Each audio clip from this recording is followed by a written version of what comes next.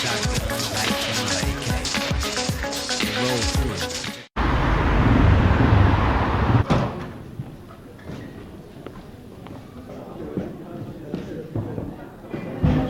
Souhaitez la bienvenue au nom de la présentation de la Commission européenne en France.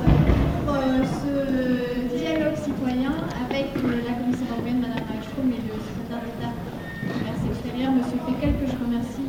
C'est vrai qu'on en a bien besoin de ces débats sur l'Europe en ce moment. On va notamment parler bien sûr de ce fameux traité transatlantique, le TTIP ou le TAFTA, ça dépend de quel côté on se place.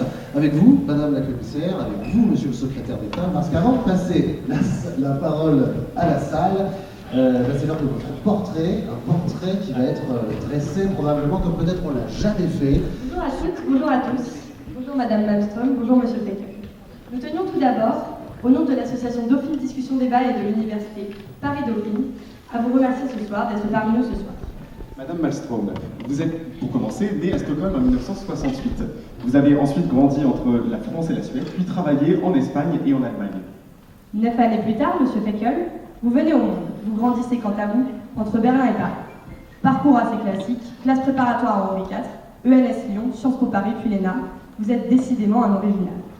Un parcours un peu différent pour vous, Madame Malmström, puisque vous serez diplômée de littérature à la Sorbonne pour finir vos études ensuite en doctorat à l'Université de Göteborg. C'est sans doute cette expérience européenne qui a éveillé en vous un véritable attrait et intérêt pour l'Union européenne, sa construction, son fonctionnement, ainsi que ses enjeux. Monsieur Fekl, pendant ces 7 années, votre carrière politique a elle aussi pris forme.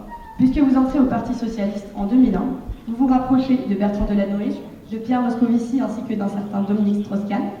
Vous deviendrez par la suite conseiller au tribunal administratif entre 2005 et 2010 et enchaînerez les postes de conseiller municipal et régional en Aquitaine.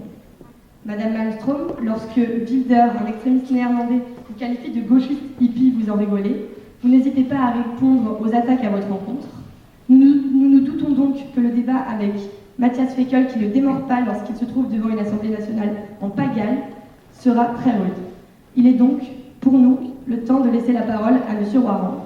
Bon débat à tous.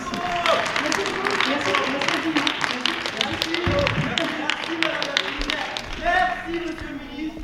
Merci pour le TAFTA. Merci. Ah d'accord, vous savez quoi? Ça va vous passe le micro en premier tout à l'heure, promis. Attendez, vous savez quoi? Les normes environnementales. On avait eu peur avec la COP 21. Merci. On les casse l'État. Chers citoyens, ouvrez-nous. Mesdames, est-ce que vous voulez prendre un micro? Merci, Monsieur le Ministre. Mais s'il vous plaît, franchement, on est là pour écouter tout le monde. Moi, j'invite tout le monde à avoir l'échange. Et franchement, c'est dommage de partir. Parce qu'il va y avoir un débat avec Madame Malmström, avec moi, avec vous. Ce débat-là, il a lieu partout. Il a lieu en France, moi je me déplace dans tout le pays. Il a lieu au Parlement. Il a lieu au comité de suivi stratégique des négociations commerciales que j'ai mis en place, ou que j'ai réformé en tout cas au Quai d'Orsay pour y associer la société civile. Mais un débat démocratique de bonne foi, ça suppose que chacun s'écoute et qu'on puisse échanger des arguments. Peut-être qu'on aurait pu rester plus longtemps, mais après, bon, au moins ça a servi à quelque chose parce que ça a montré à la salle qu'il y avait des personnes qui n'étaient pas d'accord. Et le but, c'était un petit peu de pousser en dérision aussi le fait que ce soit une espèce de mascarade de démocratie. On nous donne le micro, on nous demande de nous exprimer, mais on sait très bien que peu importe ce qu'on dit, peu importe toutes nos campagnes, et ben, les politiques ne nous écoutent pas de toute manière. Donc il ne fallait pas non plus rentrer dans le jeu de oui, bien sûr, on va vous expliquer parce que c'était pas le but de l'action non plus. Oui, je sais pas si après ça va vraiment influencer le contenu de la conférence. On s'est un peu fait sortir rigolamment, mais bon, je pense que ça s'est bien passé. Il y a plusieurs manières de communiquer. On a fait un peu un coup fort au début, qui passera bien ou pas, on verra. Il faut dire que c'était un peu un semblant de démocratie, une sorte de mascarade, où dans la mesure où la Commission a essayé de mettre en place ces débats citoyens à la rencontre des peuples européens, pour leur dire à quel point c'est génial le TAFTA, et que c'est génial pour leurs droits économiques, sociaux et pour la démocratie. Ces conférences ne sont pas le moment de discuter en fait, c'est pas le moment où s'échangent vraiment des idées, où les gens sont vraiment en mesure d'apporter leur opinion, peut-être écouter, que c'est pas un moment où la Commission européenne est à l'écoute des citoyens. Si, mais ils sont très très bons en communication et tous les mois ils vous sortent une réforme sur le règlement des différents investisseurs États, comme quoi ils nous ont écoutés, nous citoyens, ils ont écouté l'opposition et donc ils arrivent avec des propositions fortement démocratiques. Vous faites tous mourir parce qu'une gauchiste qui défend le libre-échange, le pouvoir des multinationales, etc. J'aimerais bien savoir si c'est ça la gauche aujourd'hui. Alors peut-être qu'effectivement c'est ça la gauche aujourd'hui, mais alors il serait temps de se poser des questions. J'ai déjà assisté à un débat où elle était présente et elle a beau être très sympa, elle fait que du politiquement correct et le plus langue de bois possible. Ça va supprimer des centaines de milliers d'emplois en Europe et aux États-Unis, notamment dans l'agriculture, dans l'industrie.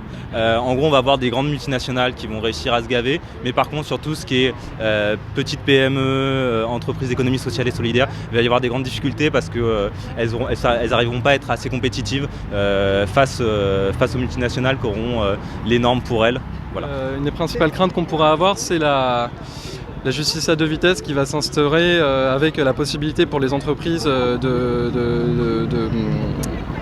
de poursuivre les États et les règles d'intérêt général qu'ils peuvent appliquer. Il y a effectivement toute la question de l'alimentation et du respect des normes sanitaires avec le respect de la traçabilité. On parle souvent du poulet aux hormones, du bœuf aux hormones ou du poulet au chlore. C'est des choses qui sont aujourd'hui une réalité, enfin qui nous attendent en tout cas en Europe et contre lesquelles on se bagarre. Ne vous laissez pas duper par cette communication de la Commission.